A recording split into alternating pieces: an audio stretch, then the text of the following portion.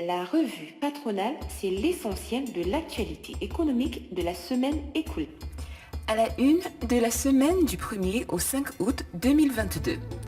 Cryptoactifs au PCI crowdfunding vers une intégration en zone CEMAC.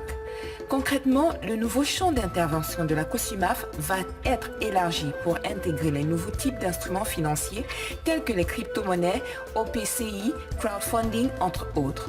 Objectif, élargir les possibilités d'investissement aux investisseurs et créer de nouvelles sources de financement pour les entreprises de la sous-région. La décision émane du comité ministériel de l'Union monétaire d'Afrique centrale UMAC ayant adopté à l'unanimité le règlement UMAC-CEMAC. CCA Bank obtains its Treasury Value Specialist accreditation in the CEMAC zone.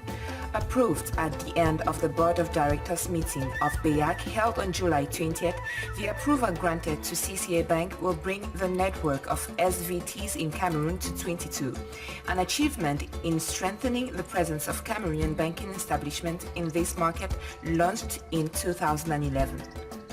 Banane, le Cameroun enregistre plus 6% d'exportation en juillet 2022.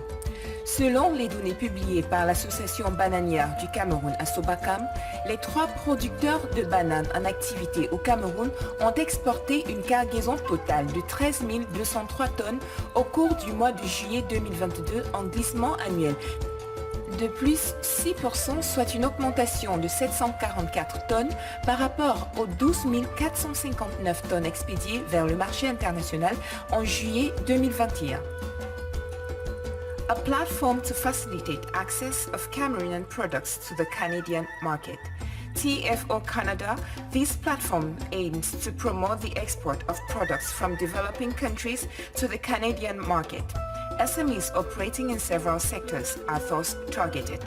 These include agriculture and agri-food products, the textile, processed wood products, natural health products, sea products. Management updates.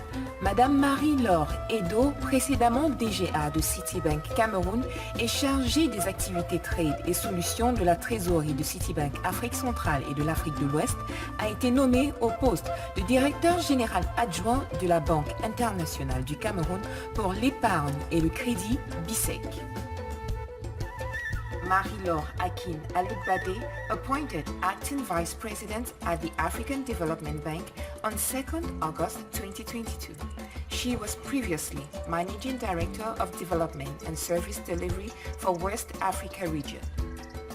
Mr. Jean-Marie Olicard, new CEO of Yumi Mobile Cameroon, the former deputy managing director of Orange Cameroon, replaces Aimé César Ndalé. L'intégralité de l'information, c'est sur www.legicam.cm.